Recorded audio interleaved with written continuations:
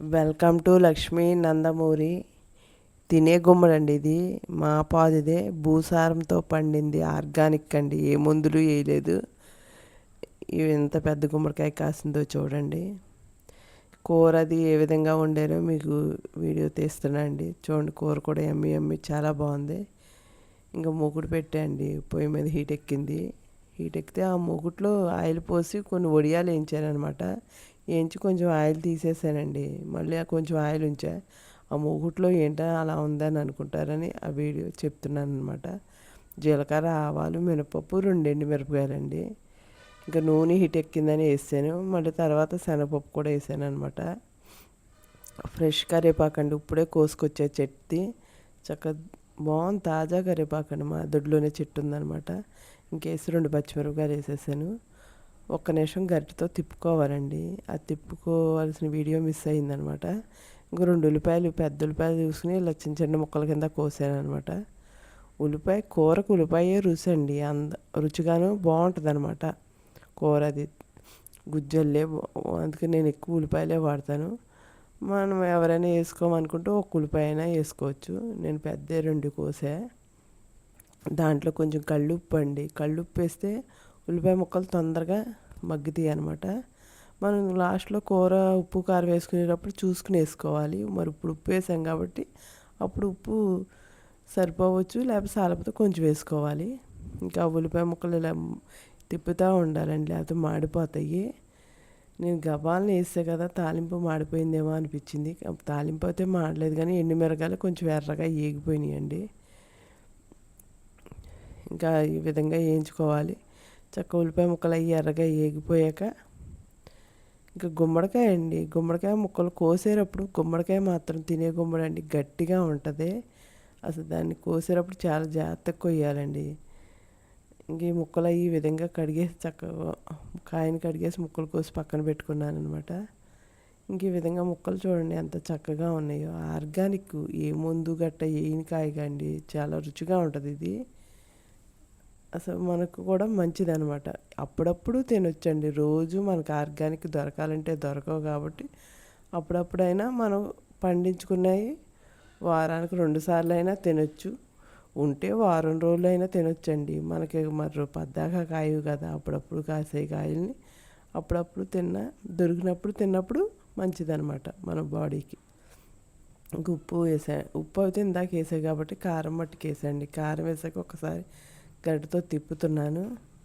ఇంకా దాంట్లోనే కారంలోనే ధనియాల పొడి, జీలకర్ర పొడి, పసుపు అన్నీ వేసేసి కలిపానండి. గరిటెతో ఈ విధంగా తిప్పుతున్నా అండి. ఒకసారి తిప్పుకోవాలి, లేకపోతే అడిగంటిద్దండి. కూరని ఎప్పుడైనా ఉప్పు కారం వేసాక ఒక నిమిషం తిప్పుకుని అలా ఉంచితే అండి, తర్వాత చింతపండు పులుసు పోసుకోవాలి. ఎప్పుడు చింతపండు పేస్ట్ అండి ఫ్రిడ్జ్లో పెట్టేసుకుని ఉంచుకుంటా, మిక్సీ పట్టేసుకుని. ఈసారి పెట్టిన ఫ్రిడ్జ్లో పేస్ట్ మాత్రం అయిపోయింది. ఇంకో నిమ్మకాయ సైజు అంత చింతపండు నానబెట్టుకుని ఇంకా పిసుకుని పోసుకుంటున్నాను అండి. ఎప్పుడు పేస్ట్ పెట్టుకున్నాను అనుకోండి, తొందరగా ఇలా పిసికే పని ఉండదు, తొందరగా పని అయిపోద్దండి. ఒక స్పూన్ వేసుకుంటా. ఇంకా అప్పుడప్పుడు ఒక్కోసారి ఇంకా ఇలా జరుగుతూ ఉంటుంది అనమాట.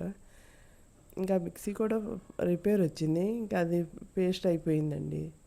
ఇంకా అందుకని చింతపండు ఈ విధంగా పిసుకుని పోసుకుంటున్నాను అనమాట. దానికి సరిపడా పులుసు అండి. ఇంకా పులుసు పోసాక ఇంకా బెల్లం కొంచెం వేసాను అనమాట.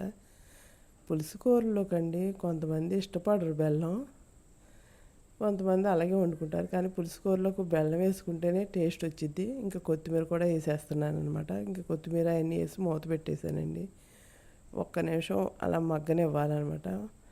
మనం మగ్గు చూడండి, పులుసు పోసాక తొగతొక ఉడుకుతుంది. దాంట్లో అల్లం వెల్లి పేస్ట్ అండి, ఇది కూడా ఎప్పుడు ఫ్రిడ్జ్లో పెట్టేసుకుంటా పేస్ట్ చేసుకుని. ఇది కూడా అంతా ఫ్రెష్దేనండి, ఇప్పుడే నూరేనమాట. నూరి అల్లం వెల్లి పేస్ట్ వేసాను. అన్నీ ఇప్పుడు చేసినవే కండి, ఇంకా మరింత రుచి వస్తుంది కూరకే. అంత బాగుంటుందండి కూర, ఈ గుమ్మడికాయ కూర. ఆర్గానిక్ కదండి, ఏ మందులు వేయలేదు. దాన్ని బట్టి ఇంకా మరింత రుచిగా అనిపిస్తుంది కూర కూడా. గుమ్మడికాయ కూర వాతం అంటారు కానండి, అప్పుడప్పుడు తినొచ్చండి. పద్దాకా తినకూడదు, కానీ అప్పుడప్పుడు తినొచ్చు అనమాట. ఇంక చూడండి, తొక్క ఉడుకుతుంది అసలు. అది ఒక్కసారి గట్టితో అది తిప్పుకుంటే అండి అడిగా అంటుంది కూర అది. మనం అలా వదిలేసామనుకోండి అడుగు మాడిపోద్ది అనమాట. ఒక్క నిమిషం అలా తిప్పుకుంటే అడుగు అంటకుండా ఉంటుంది. కూర కూడా చక్కగా ఉడికిద్ది అనమాట. ముక్క ఎలాగా గట్టిగానే ఉంటుంది కాబట్టి చితకదండి. కూర ఉడికేదాకా ముక్క కూడా చితకదు, అంత గట్టిగా ఉంటుంది అనమాట గుమ్మడికాయ ముక్క అండి. ఇంకా మళ్ళీ మూత పెట్టుకుని ఒక నిమిషం మగ్గనిచ్చుకుందాం. ఇంకే అది మగ్గిపోయిందండి. కూర చూడండి ఇంకొంచెం ఎసరది తగ్గింది, ఇంక ఉడుకుతుందండి, తొక్కతొక్క ఉడుకుతుంది. ఒక్క నిమిషం గరిటెతో అది అలా తిప్పుకుంటూ ఉండాలి. కూర అండి, మనం అది మూకుడు కదిలిపోతుంది, దాన్ని పట్టకరతో ఇలా పట్టుకుని ఇంకా తిప్పుతూ ఉన్నాను అనమాట. మనం అది చెయ్యి పెట్టుకుని గరిటెలోకి తీసుకుని చూడటమేనండి. చూస్తే ఉడికినట్టే పర్ఫెక్ట్గా. ఇంకొంచెం ఉడకాలండి, ఇంకా గట్టిగానే ఉంది ముక్క అది. మనం ఎంత బాగా వండినండి టేస్ట్ మట్టుకు చూడాల్సిందే. ఉప్పు కారం లాస్ట్లో అండి. కొంచెం నాకు ఉప్పు కారం తగ్గింది, అందుకని కొంచెం కారం వేసామండి. కారం కొంచెం ఉప్పు కొంచెం వేసాను. ఎంత వంట చేసేవాళ్ళకైనా టేస్ట్ మట్టుకు చూడాల్సిందే అండి ఎవరైనా సరే. లాస్ట్లో చూస్తే తగ్గితే వేసుకోవడమే. మన రుచి కూరకు రుచి సరిపడా ఉప్పు కారం అండి.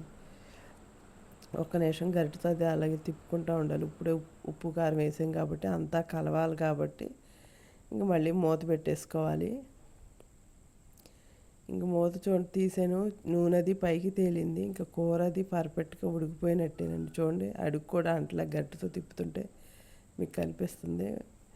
ఇంకా అలా తిప్పుకొని ఇంకా ఎసరు కూడా చూడండి తగ్గిపోయింది, నీరులా ఉడుకుతుంటే ఎగిరిపోయింది అనమాట. చూడండి ముక్క కూడా ఇలా పట్టుకుని తుంచగానే చితికిపోయింది. ఇంకా కూర కూడా ఉడికిపోయినట్టే అండి, పర్ఫెక్ట్గా అయిపోయింది కూర అది. ఎమ్మి గుమ్మడికాయ కూర రెడీ అయిపోయిందండి. చూడండి నూనె కూడా చక్కగా తేలింది. వీడియో నచ్చితే లైక్ చేయండి, షేర్ చేయండి. Thank you.